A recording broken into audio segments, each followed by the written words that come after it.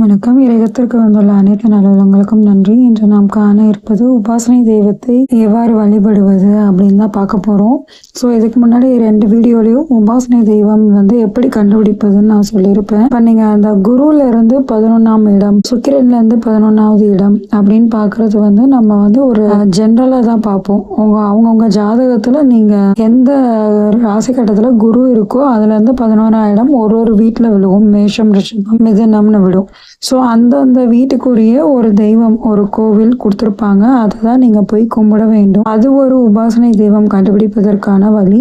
அப்படி இல்லாட்டி நீங்கள் லக்னத்திலிருந்து 9ஆம் கட்டம் அதை நம்ம பார்ப்போம். அதுவுமே நான் ஃபர்ஸ்ட் மெத்தடுன்னு சொல்லி முன்னாடியே போட்டிருக்கேன். உங்களுக்கு கரெக்டாக அந்த நட்சத்திர பாதத்தில் விழுகக்கூடிய தெய்வத்தை உபாசனை தெய்வமாக எடுத்து நீங்கள் வழிபட வேண்டும். ஸோ இப்போ நம்ம உபாசனை தெய்வம்னா என்ன அப்படின்னு பார்க்க போகிறோம். உபாசனை தெய்வம் என்றால் 2 விதமாக எடுத்துக்கலாம். அதாவது உங்கள் அருகில் அமரக்கூடிய அல்லது நீங்கள் அந்த கடவுளின் அருகில், மிக அருகில் அமரக்கூடிய ஒரு தெய்வத்தை நீங்கள் தேர்ந்தெடுக்க போகிறீர்கள். அதாவது உபாசனை, ஆசனம் அந்த மாதிரி பிரிச்சு இதை நீங்க பொருள் கொள்ளலாம். உபனா அருகில், ஆசனம்னா நீங்க உட்கார்றதுன்னு எடுத்துக்கலாம்.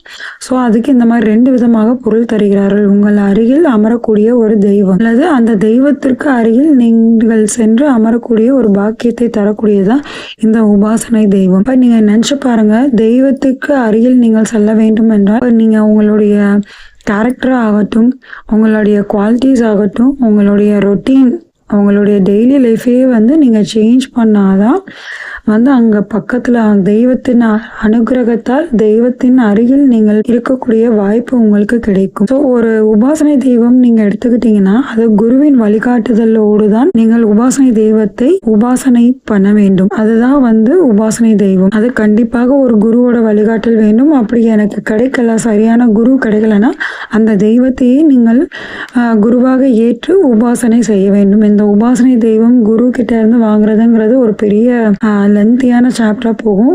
நீங்க மந்திர ஜபம் பண்ணணும், ஒளி வழிபாடு, தீப பூஜை வழிபாடு, இந்த மாதிரி யாகம் வளர்க்குறது, இந்த மாதிரி நிறைய வழிபாடுகள் அதில் போய்கிட்டே இருக்கும்.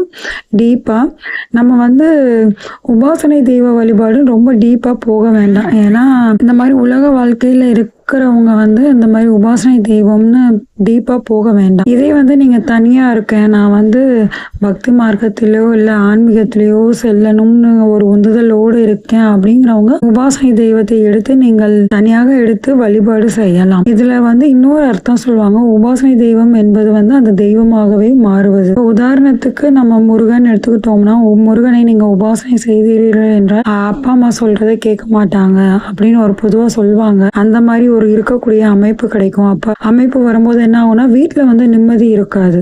நம்ம என்னதான் கடவுளை மனதார கும்பிட்டாலும், கடவுளுக்கு நெருக்கமாக இருந்தாலும் நம்ம வீட்டின் சூழ்நிலை அதை என்ன சொல்றது, ஒரு நிம்மதி அல்லாத தன்மை வரும். அதனால்தான் கூடிய மட்டும் உபாசனை தெய்வம் எடுப்பவர்கள் ஆன்மீக பாதையில் செல்பவர்கள் அப்படி எடுக்கலாம். இல்ல வயதாயிடுச்சு, நான் ஆன்மீகத்தில் ஈடுபட போகின்றேன் அப்படின்னு நினைக்கிறவங்க நீங்க உபாசனை தெய்வம் எடுக்கலாம். மற்றவர்கள் என்னன்னா உங்க ராசி கட்டமோ அல்லது உங்களுடைய நட்சத்திரத்தின்படி உபாசனை தெய்வம் எடுத்தீங்கன்னா நீங்க அந்த கோவில், நான் ஒவ்வொரு ராசி கட்டத்துக்கும் ஒரு கோவில் சொல்லியிருப்பேன். லக்னத்துக்கு லக்னத்துல இருந்து பார்க்கும்போது நட்சத்திர பாதத்துல விழுகக்கூடிய தெய்வத்தையும் நான் சொல்லியிருப்பேன். எந்த நட்சத்திர பாதம், எந்த கோவில், அதாவது எந்த தெய்வம்னு சொல்லியிருப்பேன். ஸோ உங்க வீட்டு அருகில் அப்ப இருக்கக்கூடிய கோவிலும், உதாரணத்துக்கு சொல்ல வேண்டும் என்றால் நீங்கள் லலிதாம்பிகை கோயில் உங்களுக்கு வந்திருக்கு ராசி கட்டத்துக்கு படி அப்படின்னா நீங்க அட்லீஸ்ட் ஒரு மாசத்துக்கு ஒரு வாட்டி போயிட்டு வாங்க. ஒரு மாறுதல் நிகழும். உங்களுடைய பொருளாதார முன்னேற்றம் ஏற்படலாம், இல்ல உங்கள் வாழ்க்கையில நிம்மதி ஏற்படலாம், பிரச்சனைகள் கொஞ்சம் கொஞ்சமா விலகுற மாதிரி தெரியலாம். அந்த மாதிரி ஒவ்வொரு மாசத்துக்கு ஒரு வாட்டி உங்கள் நட்சத்திரத்தன்று போய் வாருங்கள். அது ரொம்பவுமே ரொம்பவுமே சிறப்பாக இருக்கும்.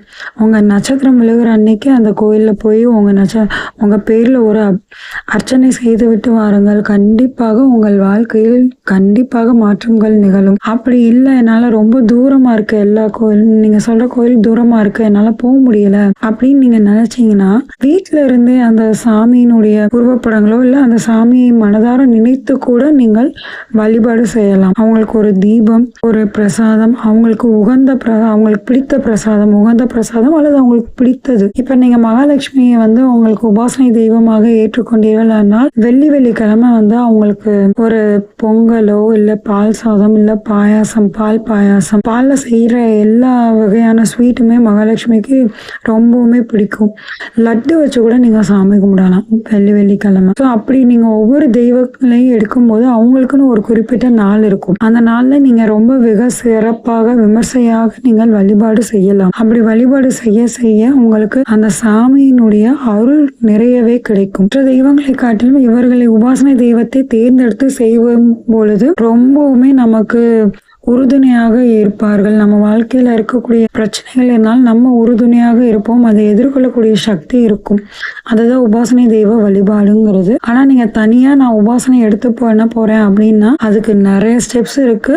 ஃபர்ஸ்ட் அதுக்கு உங்கள் மனம் ஒத்துழைக்க வேண்டும், உடல் ஒத்துழைக்க வேண்டும். அதை விடாம நீங்க செஞ்சுக்கிட்டே வரணும். லைஃப் லாங் நீங்க செஞ்சுக்கிட்டே வரணும். அந்த அளவுக்கு உங்களுக்கு வைராகியமும் மனதைரியமும் இருந்தால் குரு கிட்டக்கு போய் நீங்க உபாசனை தெய்வத்தை எடுத்து நீங்க கண்டிப்பாக அந்த உபாசனை தெய்வத்தை பிடித்து கொள்ளலாம். நிறைய பேர் இதுல டவுட் கேட்டிருந்தீங்க. இது வந்து இந்த உபாசனை தெய்வம் எல்லாமே ஒரு ஜெனரல் தான். அதாவது அந்த ராசி கட்டத்துக்கு விழுகிறது ஜெனரல். உங்களுக்கு ஸ்பெசிபிக்கா பார்க்கணும்னா நீங்க உங்களுடைய ஜாதகத்தை எடுத்துட்டு போய் உபாசனை தெய்வம் பாத்தீங்கன்னா அந்த கட்டம், அதாவது எந்த கட்டத்துல விழுதோ அங்க என்ன கிரகம் இருக்கு அப்படிங்கறத பார்த்து அதுக்கு தகுந்த மாதிரி உங்களுக்கு தெய்வங்களை வந்து அவங்க தேர்ந்தெடுத்து கொடுப்பாங்க. இதை வந்து நீங்க தனியா ஒரு ஜாதகம் பாக்குறவங்க, டீப்பா பாக்குறவங்க கிட்ட போய் கொடுத்தீங்கன்னா அவங்க தேர்ந்தெடுத்து தருவாங்க உபாசனை தெய்வம் யாருன்னு. அப்படின்னு நீங்க பாத்துக்கலாம்.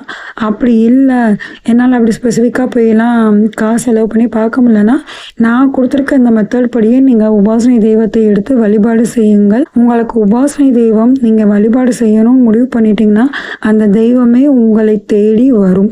இது கண்டிப்பாக நடக்கும். எனக்கு எல்லாமே நடந்திருக்கு. அதனாலதான் நான் உங்களுக்கு சொல்கின்றேன். நன்றி, வணக்கம். இது போன்ற இணைய பதிவுகளை பெறுவதற்கு இன்றைய இரவத்திற்கு உங்களை பதிவு செய்து கொள்ளுங்கள்.